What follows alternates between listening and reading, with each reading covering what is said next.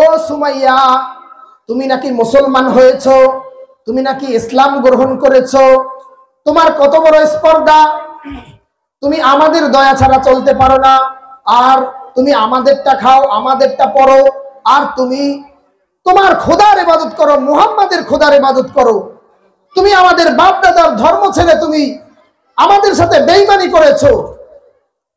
তখন বলল, যেই খোদার আসমান এবং জমিন সৃষ্টি করতে কোনো অবদান নাই, যেই খোদা আমাকে সৃষ্টি করে নাই, আসমানকে সৃষ্টি করে নাই, জমিনকে সৃষ্টি করে নাই, কুল কায়নাতকে সৃষ্টি করে নাই, আমার এত সুন্দর চেহারা, এত সুন্দর শরীর সৃষ্টি করে নাই, কিভাবে আমি তার ইবাদত করব, তোমরা আমাকে বলো। এই কথা শুনে আবু জাহেলের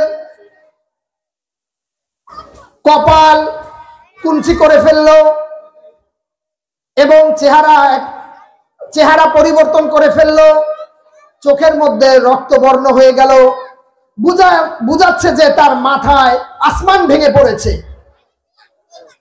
এরপরে আবু জাহেল বলল, তোমার এত বড় সাহস, তুমি এত বড় কথা আমাদের সাথে বলেছো। তার আশেপাশের লোকরা তাকে বলল যে সুমাইয়াকে বাঁধো, আজকে তাকে প্রহার করব, আজকে তাদেরকে প্রহার করব। এরপরে তার স্বামীকে ডাকো, তার সন্তানকে ডাকো, এরপরে তাদেরকে মাঠের মধ্যে, উত্তপ্ত বালির মধ্যে, রৌদ্রুর মধ্যে সেখানে এইভাবে বাঁধলো আর বলতে লাগলো, তুমি এখনো ফিরে আসো, আর না হলে তোমার এই চাবুকের আঘাতে তোমার শরীরকে আমি ক্ষত বিক্ষত করে দেব। নাউজুবিল্লাহ বলেন। এরপরে এভাবে পিটাইতে শুরু করলো তাকে চাবুক দিয়ে। এক পর্যায়ে সুমাইয়া রাদিয়াল্লাহু তাআলা আনহা তিনি বেহুশ হয়ে গেলেন, চাবুকের আঘাত খেতে খেতে বেহুশ হয়ে পড়লেন।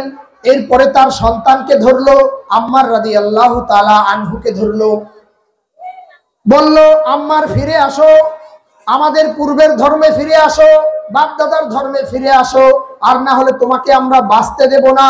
তাকে অকথ্য চাবুকে পিটানে তার শরীরকে জর্জরিত করে ফেললো, সেও বেহুশ হয়ে গেল। এইভাবে তার বাবাকেও ধরলো, তার বাবা ছিল বৃদ্ধ মানুষ, তাকেও পিটাইতে শুরু করলো, আবার হুশ আসলো, আবার পিটাইতে শুরু করলো। পালায় ক্রমে এইভাবে পিটাইতে পিটাইতে তাদের করলো, আবার হুশ হলো, আবার বেহুশ করলো। এরপরে বলল, সুমাইয়া তুমি চলে আসো আমাদের ধর্মে, তুমি মুহাম্মাদের ধর্মকে ছাড়ো না, তোমাকে আমরা রাজরানীর মতো রাখবো, তোমার পরিবারকে আমরা আর কাজ করতে দেব না। তারপরে বলল, যেই মাবুদের গ্রহণ করেছি, যেই মাহবুদকে গ্রহণ করেছি, সেই মাবুদকে আর আমি ছাড়বো না। এরপরে যেই মুহাম্মাদের হাতে হাত রেখেছি, সেই মুহাম্মাদের ঈমান থেকে এক চুল পরিমাণে নড়বো না। এরপরে আবু জাহেল বলল, ও বুঝেছি, তোমার স্বামী তো বৃদ্ধ আর মুহাম্মদ তো জীবিত আছে, মুহাম্মদ তো যুবক আছে, বুঝেছি তোমার স্বামী যদি মৃত্যুবরণ করে তাহলে তুমি মুহাম্মদকে বিবাহ করবে, তাই না? এই কারণেই তো তোমার এই প্ল্যান। বলুন নাউজুবিল্লাহ। এই কথা শুনতে না পেরে সুমাইয়া রাদিয়াল্লাহু তাআলা আনহার মুখে থুথু জমা হয়েছিল, সেই থুথু আবু জাহেলের মুখে মারলো। আবু জাহেল ক্ষিপ্ত হয়ে তার হাত থেকে বর্ষা নিয়ে সুমাইয়া রাদিয়াল্লাহু তাআলা আনহার পেটের নিচে আঘাত করে দিল।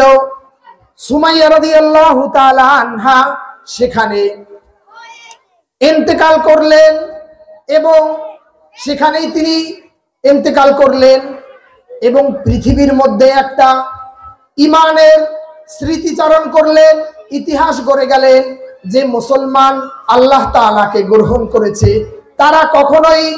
তারা কখনোই ইমান থেকে সরে না। তো এই জন্য আমাদেরকেও ইমানের জন্য যদি পরীক্ষা আসে, তাহলে কে কে ইমানের পরীক্ষা দিতে রাজি আছেন? হাত তুলে দেখান। আল্লাহ সবাইকে কবুল আর মঞ্জুর করুন। তো এই বিষয়গুলো আমাদের এগুলো হচ্ছে আমাদের পূর্ব ইতিহাস। আল্লাহ তাআলা আমাদেরকে খাঁটি মুসলমান হওয়ার জন্য তৌফিক দান করুক, আমিন। আজকে আমার দুইটা বিষয় আলোচনা, একটা হচ্ছে মাদ্রাসার, আর একটা হচ্ছে ঈমানের ব্যাপার নিয়ে। তো মাদ্রাসা কেন হয়েছে, কির জন্য হয়েছে? এই মাদ্রাসার জন্য হাজারো মানুষ তাদের অর্থ, বুদ্ধি এবং তাদের শ্রম দিয়ে ইলমের বাগান তৈরি করেছে। আর এই ইলমের বাগান থেকে ছোট ছোট বাচ্চারা মৌমাছির মতো তারা ইলম নিয়ে সারা বিশ্বে ছড়িয়ে পড়ে। কি বলেন, ঠিক কিনা? আল্লাহ তাআলা বলেন, ইয়ারফাইল্লাহুল্লাযীনা আমানু ওয়াল্লাযীনা উতুল ইলমা দারাজাত। আমি যাদেরকে ঈমান দান করেছি এবং যাদেরকে ইলম দান করেছি তাদের সম্মান আমি আমার আরশে আজিম পর্যন্ত নিয়েছি। তাদের সম্মান শ্রেষ্ঠ সম্মান।